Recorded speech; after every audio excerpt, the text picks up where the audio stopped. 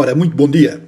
Hoje, quarta-feira, dia 30 de junho de 2021, vamos dar sequência, vamos continuar com as leituras das obras, das publicações de Francisco de Gouveia. Hoje vamos falar da biografia de Cândido de Figueiredo, uma figura, uma personalidade conhecida por todos, tanto a nível local como a nível nacional. Embora a nível nacional, julgo eu, e até mesmo a nível local, não tenha o relevo devido e merecido que deveria ter. Não sei, a partir desta biografia a que se dedicou Francisco de Gouveia, não sei se vamos ter tempo de, no dia de hoje, a finalizarmos. Eventualmente ela é algo extensa, eventualmente, se não for possível e se a gravação se alongar demasiado, faremos aqui em 2 dias, portanto faremos a gravação hoje uma parte e faremos a outra parte amanhã. Então vamos começar. E Francisco de Gouveia começa a biografia de Cândido de Figueiredo com um título que diz: Explicações sobre esta minha obra sobre Cândido de Figueiredo. Portanto, ele vai dar aqui nota, vai aqui explicar o que é que esteve na gênese de ele, não é? Se balançar a fazer a biografia de Cândido de Figueiredo. Então, diz Francisco de Gouveia: em primeiro lugar, quando me propus pesquisar e divulgar a vida e a obra de pessoas importantes de Lebon da Beira, sabia de antemão que o linguista Cândido de Figueiredo era mais ou menos conhecido das pessoas de Lebon da Beira e, a nível nacional, já muito se tinha escrito sobre a sua biografia. Depois de entrevistar muita gente na aldeia, fiquei a saber que afinal era mal conhecido e o pouco que sabiam estava muito detropado. A nível nacional, as suas obras estão esgotadas e ultrapassadas. A sua biografia, de vários autores, eu vou aqui esta frase anterior. A nível nacional, as suas obras estão esgotadas e ultrapassadas. Isto, ultrapassadas, não sei o que é que Francisco Gouveia queria dizer. É assim, eu já numa outra gravação referi, eu tenho tido uma das minhas grandes... eu tenho feito isto com todo o gosto e dá muito prazer fazê-lo, que é tentar adquirir as obras de Cândido de Figueiredo, e tenho já algumas... serão cerca de 20, 30 obras que tenho, os dicionários, os romances, livros de poesia, porque Cândido de Figueiredo tem uma bibliografia muito vasta, ao contrário do que muita gente pensa. Depois tem as gramáticas, tem os dicionários, pronto, acaba por ter aqui uma série de bibliografia muito vasta, e que eu tenho tentado adquirir. Não é fácil porque já são obras bastante antigas, não é? E que eu hoje tenho uma coleção apreciável e, se não tenho as obras todas, andarei muito perto disso. Portanto, o que diz aqui Francisco Gouveia, a nível nacional, e cito, a nível nacional as suas obras estão esgotadas e ultrapassadas. Esgotadas estarão porque é muito difícil aceder-lhes. Eu tenho tido alguma dificuldade, tenho ido a leilões de coisas antigas, de antiguidades, onde tenho adquirido algumas obras, inclusivamente alguns textos escritos pelo seu próprio punho, que também tenho, mas de facto ultrapassadas. Não sei o que é que ele queria dizer com isto, porque elas não estão ultrapassadas, elas estão completamente atuais, nomeadamente os dicionários, que continuam a ser utilizados. Portanto, fica aqui esta parte, não é? E vamos continuar então com a leitura. Portanto, continua a dizer Francisco de Gouveia: a sua biografia, de vários autores, está publicada e divulgada, e as quais utilizo para esta obra, mas julgo que tenho algum mérito ao acrescentar coisas inéditas da sua juventude em Lebon e ascendência, numa aldeia que bem conheço, pois nasci perto da casa dos Figueiredos do Alcoce. Não haja dúvida de que a sua grande obra foi o Dicionário de Cândido de Figueiredo, ao transpor do latim para português o aperfeiçoamento da língua pátria e por quem se bateu afincadamente contra os estrangeirismos de outros literatos da época. Estão a ver como ele reagiria hoje ao termo gay para definir maricas ou paneleiros.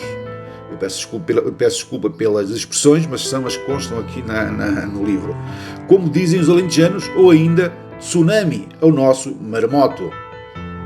pois, de facto, e agora sou eu também aqui a dar aqui a minha dica, de facto,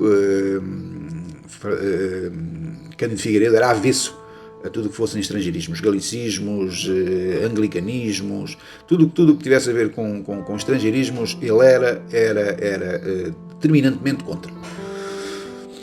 Continua Francisco de Figueiredo. Se hoje se fizer uma análise aos atuais dicionários, alguns dos grandes autores e de boas instituições, é fácil verificar que são uma cópia do dicionário de Cândido Figueiredo, a quem acrescentaram mais umas centenas de novas palavras. Como eu digo, o dicionário de Cândido Figueiredo é o pai de todos os outros. Continua Cândido Figueiredo. Quero aqui agradecer aos vizinhos da família Cândido Figueiredo, as quais deram preciosas informações sobre a sua juventude, e bem assim ao meu amigo Plácido Marques Antunes e à sua esposa Dona Adelaide Fernandes Tavares, industriais do ramo da hotelaria, frente à dita Sociedade de Geografia de Lisboa, que de uma forma espontânea se prontificaram a custear as capas desta obra. Sociedade de Geografia de Lisboa. Cândido Figueiredo foi um dos sócios fundadores desta notável e brilhante instituição, fundada em 1875. Portanto, o que é que Francisco Gouveia faz? Francisco Gouveia apresenta aqui algumas fotografias, nomeadamente aqui portanto, aqui da cidade, a fotografia aqui das portas de Santo Antão, onde está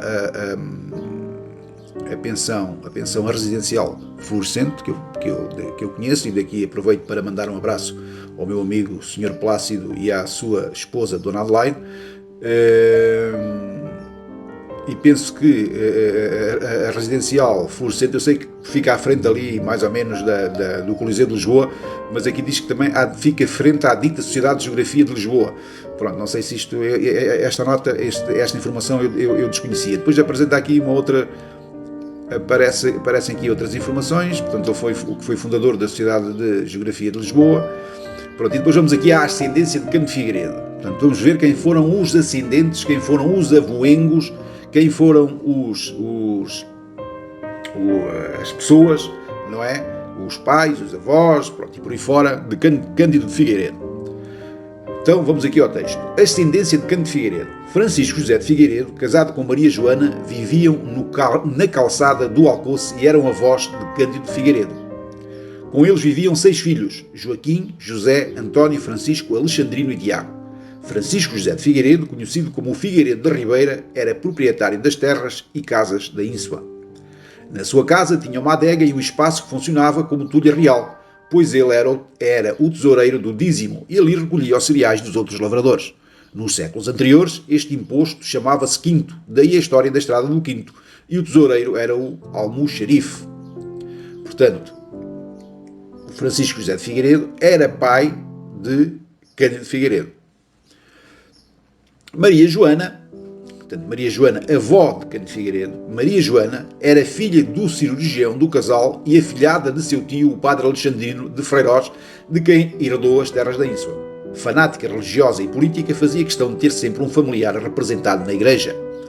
Um irmão do seu trisavô foi frade, assim como um irmão do bisavô, um irmão do pai e um seu irmão, padre carmelita Calçado, em Évora. Um seu filho, José, foi para o seminário de Viseu, mas morreu cedo com a doença então da moda. Morreu tísico. Para o substituir, logo mandou o Joaquim para os carmelitas descalços de Évora. Aliás, como é sabido, Cândido de Figueiredo seguiu a tradição da família e foi para o seminário episcopal de Viseu, onde se formou em teologia, desistindo depois de ser padre. Maria Joana, na política, era miguelista e por tudo e por nada chamava os adversários chamorros, malhados e cacarras. Além da casa e da calçada do Alcoce e das propriedades da Ínsua, tinham ainda outras propriedades na freguesia, amanhadas por criados e jornaleiros e, portanto, pertenciam à classe média-alta da freguesia. Durante a Guerra Civil, que opunha os dois irmãos, Dom Pedro e Dom Miguel, a freguesia do Lobão, aliás como toda esta região, vivia uma vida agitada com o recrutamento forçado de jovens para os exércitos rivais. Eram formadas patrulhas que vigiavam e assaltavam os viandantes. Foi uma dessas situações que encontrou a família de Cândido Figueiredo quando se deslocou a Viseu para transportar a Lobão, o irmão mais velho dos Figueiredos, a fim de morrer junto da família, pois estava tísico.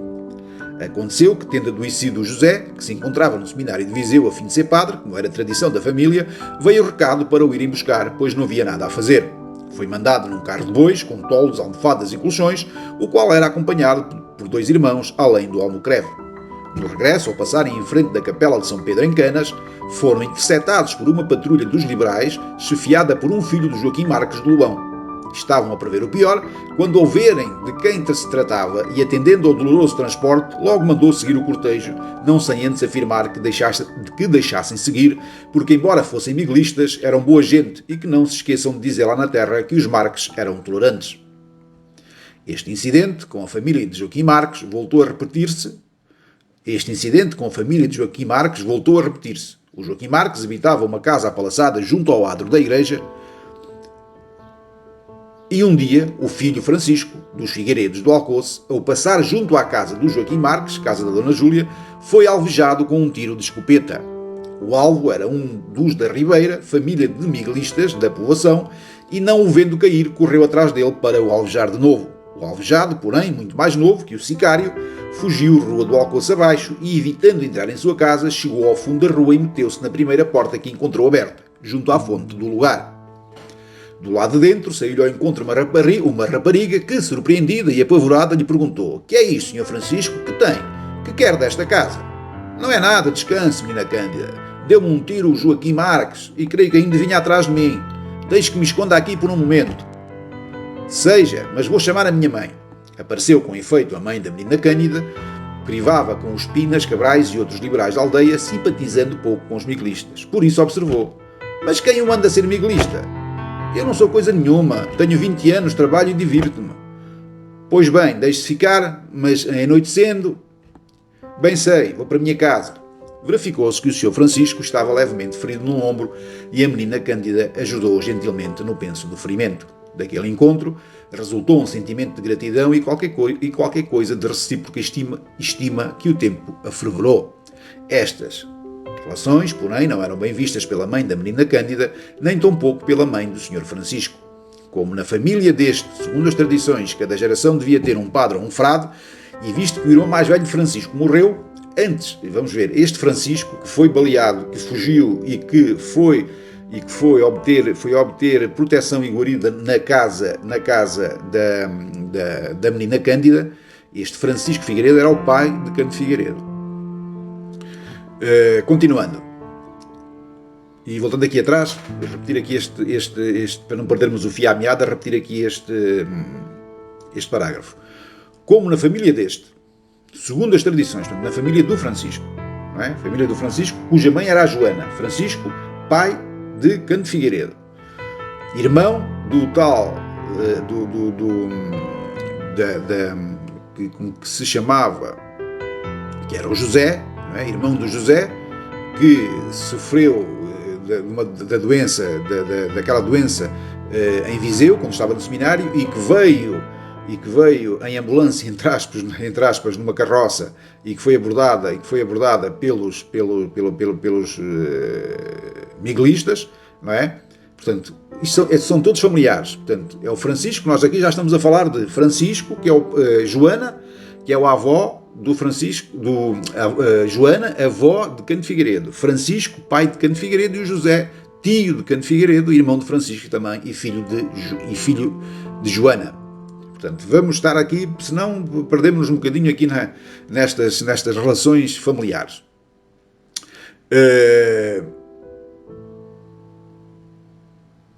Continuando. Como na família deste Francisco, pai de Cândido Figueiredo, segundo as tradições, cada geração devia ter um padre ou um frade, e visto que o irmão mais velho de Francisco morreu antes de receber ordens de padre, e o imediato, sendo carmelita em Évora, fugira do convento para pegarem armas a favor de Dom Pedro, a devota mãe insistia ainda em fazer de Francisco um padre. Ele, porém, esquivando-se a tal sacrifício, que o era para ele, viu-se forçado a abandonar a casa paterna e a refugiar-se no Porto, onde pôde dedicar-se ao estudo de desenho de arquitetura e de escultura. Em 1845, portanto, era o pai de Cândido Figueiredo, não é? Teve que sair de casa porque a mãe queria que ele fosse estudar para padre, ele não quis e refugiou-se no Porto, onde se dedicou a estudos de desenho, de arquitetura e de escultura. Em 1845, já residia novamente na sua aldeia, portanto, o Francisco Figueiredo, pai de Cândido Figueiredo, já residia novamente na sua aldeia e, conjurada a velha oposição materna, casava com a menina Cândida, que deu 6 filhos ao senhor Francisco, o mais velho dos quais está escrevendo esta prosa.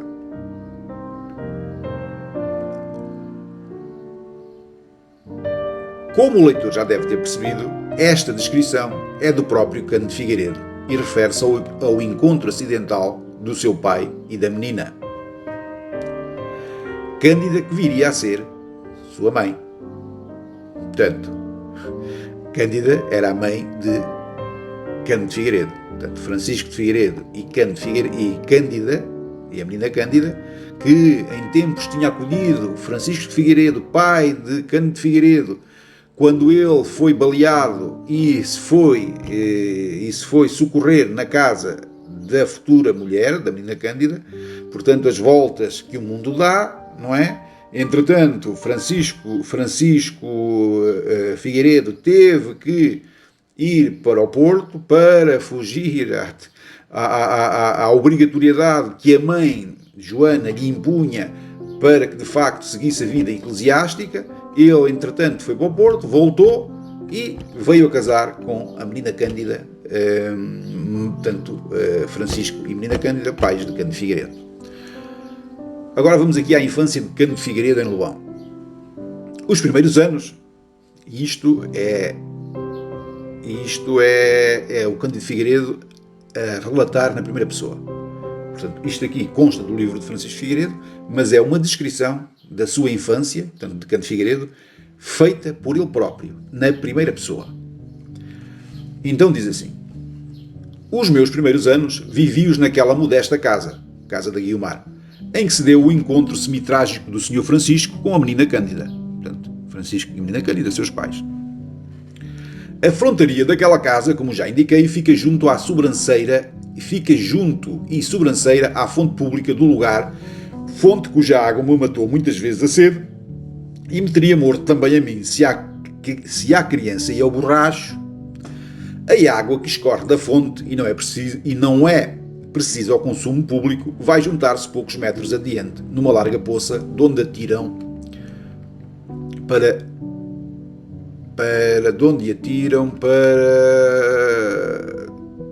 para as regas das hortas contíguas. À beira da poça, que tem mais de 1 metro de profundidade e está muitas vezes cheia de água e lodo, vai o caminho que leva às hortas, tendo de um lado a poça, sem resguardos, e do outro uma pequena parede, junta da qual crescem urtigas e ervagem de vária espécie. Um dia tinha eu apenas 3 anos, e nunca até hoje esqueci esse dia. Entretinha-me eu infantilmente vendo nadar na poça os meus patos e atirando-lhe ervas que ia recolher repetidas vezes junto da parede vizinha. Uma das vezes assentei mal o pé à beira da poça e afundei-me na água lodosa, que em poucos minutos me sufocaria se não se desse um feliz acaso. Ao cimo da escada, que ladeia exteriormente a casa mencionada, o meu pai estava a carregar uma espingarda, pois nesse dia ia à caça. Num dado momento, olhou para a poça, por lhe parecer ter ouvido um baque, mas só viu os patos, atribuindo-lhe o ruído que ouvira. Mas rapidamente, sem que tivesse desviado os olhos, viu uns pequenitos braços erguerem-se acima da água. Meu pai largou a espingarda, galgou a escada num pulo, correu para a poça, meteu-se por ela dentro e arrancou-me debaixo do lodo. Imagina-se a alegria dele ao verificar que ainda estava vivo. Depôs-me, coberto de lodo, numa toalha que a minha avó tomou sobre os joelhos, procedendo carinhosamente à lavagem do feliz traquinas. Se eu já discorresse, como eu lhe perdoaria então o desamor com que noutro tempo olhava para o Sr. Francisco? As primeiras letras. Quando eu cheguei aos 6 anos de idade, 1852, pois nascera a 19 de setembro de 1846, com sincero júbilo da minha avó paterna, visto que em igual dia tinha nascido o Sr. Dom Miguel I. Quando eu cheguei aos 6 anos, dizia eu, já meus pais tinham 4 filhos, que tornavam insuficiente a nossa habitação na Casa da Fonte, pelo que meu pai adquiriu outra casa com mais divisões, um grande pátio, forno, loja da adega e lagar, mesmo ao cimo da rua, ao lado do Passal. Portanto, isto continua a ser Cândido de Figueiredo na primeira pessoa a falar sobre a sua infância e sobre a sua vida nos primeiros anos aqui em Lobão. Pouco tempo depois, o meu tio paterno, António, começava a dar-me lições de primeiras letras, obsequiosamente, tentado pela vocação que, segundo diziam, eu mostrava para o estudo. Aquele meu tio era um solteirão triste e misantropo. Fora sargento no exército legitimista e jamais se consolou com a vitória dos liberais. Conservou toda a vida como relíquia o seu capote militar e nunca levava de bom grado que lhe falassem de seu irmão Joaquim, que, sendo frade em Évora, fugiu do convento para se bater no exército de Dom Pedro contra o de Dom Miguel. Na Batalha da Aceiceira, pejaram os dois irmãos ao mesmo tempo em campos opostos. Estes dois irmãos, portanto, eram tios de Cano de Figueiredo, portanto, irmãos do pai. Isso é uma parte meu. Eu acho que vocês percebem quando eu estou a fazer a parte ou quando estou a ler e a narrar aqui os textos. Continuando no texto. E, em meu tio António, a devoção política corria parelhas com a devoção religiosa. No seu quarto, ao lado da cama, havia um grande e belo oratório em que as imagens molduradas tinham no reverso a imagem de Dom Miguel de Bragança. O seu espírito não se parecia nada com o do seu irmão Joaquim, que no convento se chamava Frei Joaquim de Santa Ana e no século Joaquim Pereira de Figueiredo. Este enjeitaria aos hábitos eclesiásticos e fizera-se comerciante em Lisboa, onde vivia com um certo luxo e grande comodidade. Colaborara com o conde de Farrobo na gerência do Teatro de São Carlos, fizera viagens à Itália para escriturar artistas e da sua família apenas mantinha correspondência com seu pai. Portanto, estamos aqui a ver que um dos tios, o tio Joaquim de Cândido de Figueiredo, acabou por ser uma pessoa com algum relevo na vida social em Lisboa.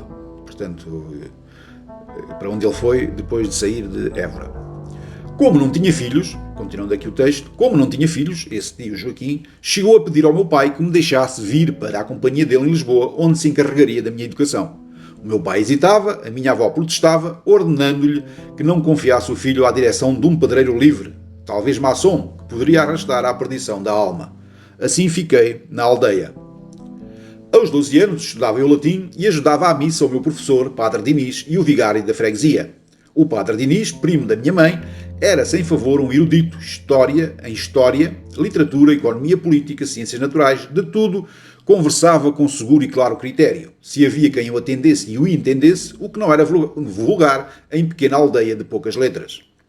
Mas de onde em onde aparecia um ou outro bacharel, um ou outro sacerdote menos iletrado, um ou outro estudante de escolas superiores, e o talento e o saber do Padre Diniz impunha-se então ao apreço dos que o ouviam.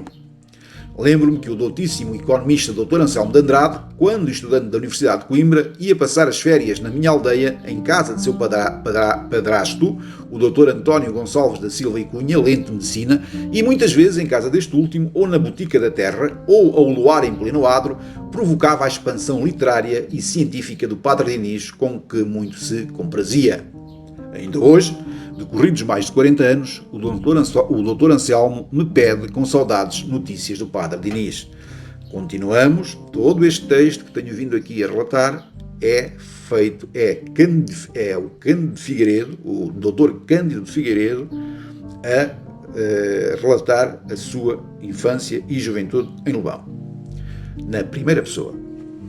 Aos 12 anos, como disse, estudava eu latim e ajudava à missa o Padre Diniz e o vigário da freguesia.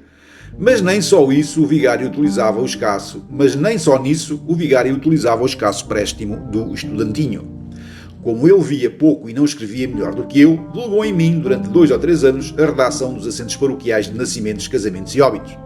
E como se não fosse pouco, incumbia-me também da examina quaresmal, que consistia em examinar sobre a doutrina cristã as crianças que iam à confissão e à primeira comunhão. No conceito das mães e dos avós dos examinandos, parece que eu me desempenhava do cargo da examina com a seriedade que, muitos anos depois, eu mantinha nas minhas funções de examinador de liceus. O vigário sensibilizava-se com os meus serviços e jurou aos seus botões que havia de fazer de mim um padre. Arranjou-me uma batina sem mangas, loba, uma sobre pelis, um barrete de clérigo e uns sapatos de fivela. Fez entrega de tudo isto e obteve-me licença para eu entrar com aqueles adminículos nas festas da igreja, especialmente nos ofícios dos defuntos, em que eu entoava latim, ganhava 3 tostões como os verdadeiros padres. A minha família, sobretudo a minha mãe, folgava com aquele tirocínio eclesiástico, já porque não poderia proporcionar-me situação mais vistosa, já porque um padre, que catolicamente não pode formar família, é garantia de amparo para os seus velhos pais. Aqueles três tostões dos ofícios de defuntos não era a minha única receita. Como em minha casa havia um torno de marceneiro, conseguia tornear peões de bucho e laranjeira, que depois vendia a pataco ou meio tostão cada um. Os meus clientes, mais seguros, eram os meus colegas da escola. A mais usual aplicação dos meus proventos eclesiásticos e profanos era a compra de uns folhetos que me interessavam vivamente e que se vendiam a 3 reis nas barracas da Feira de São Simão. Por exemplo, a história de Carlos Magno e dos 12 pares do reino, Bertoldinho e Cacaceno, etc. Adquirida a mercadoria, não tinha a coragem de adiar a leitura até chegar à minha casa. Desviava-me da feira para a sombra de uns carvalhos próximos e ali me regalava com a leitura de lendárias aventuras e façanhas até que a noite me impedia de ler ao ar livre. Entrevia-se em mim um vago desejo de cultivar as letras, mas faltavam-me livros e conselheiros. Afora o vinho... Não estou aqui a entender muito bem, há aqui esta frase. Afora o vinho dos proprietários. Afora o vinhola dos proprietários. Pois, não sei. Isto será aqui algum português arcaico, digo eu, porque isto como continuo a afirmar e a repetir, para que se entenda, isto continua a ser Cândido de Figueiredo a descrever na primeira pessoa.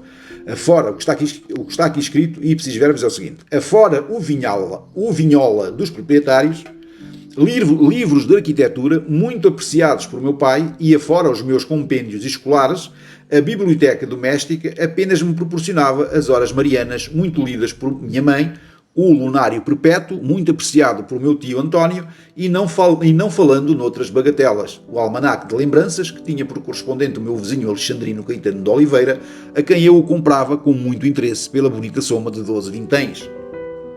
É que o almanaque de lembranças era o meu evangelho literário, à míngua de outro, mas canónico. Havia ali, como ainda hoje há, variadíssimas prosas, poesias e charadas, etc. E como muita gente, que nem toda poderia ser literata, colaborava naquela afamada enciclopédiazinha popular, assaltou-me a tentação de escrever para ela qualquer coisa a tentar fortuna.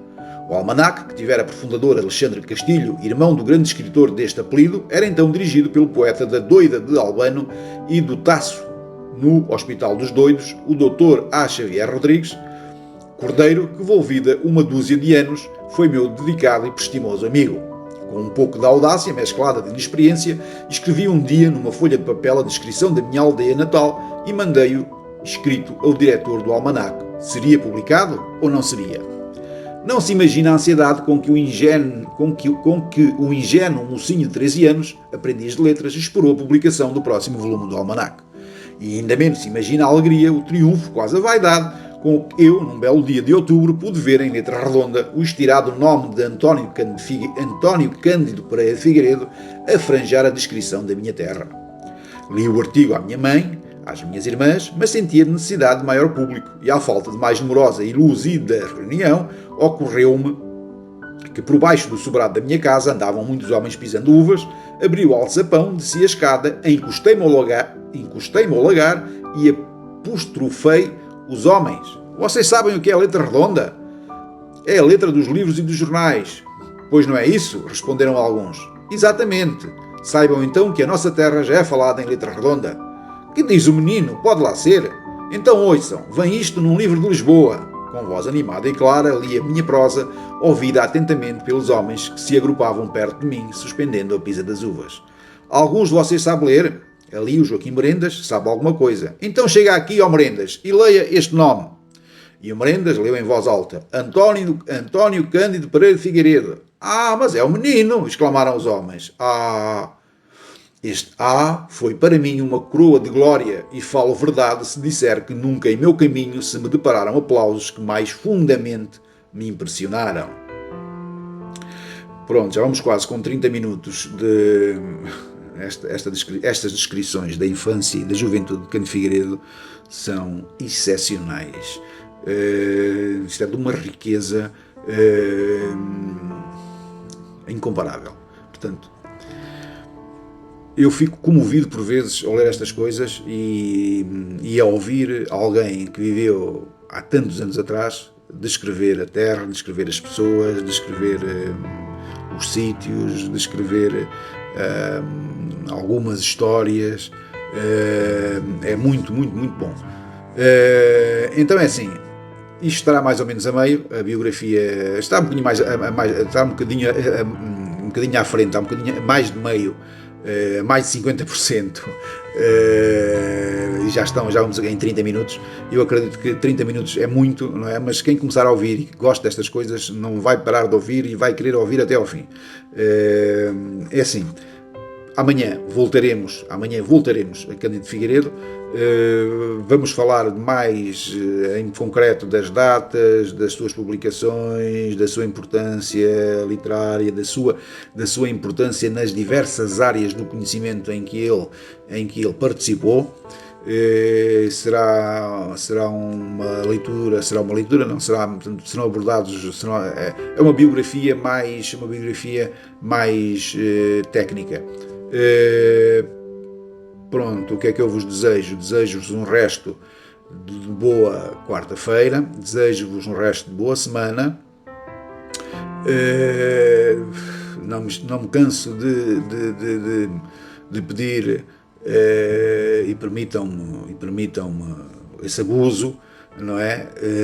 Para que de facto tenhamos muito cuidado, porque a pandemia está aí, os casos aqui no concelho de Tondela continuam a crescer dia para dia.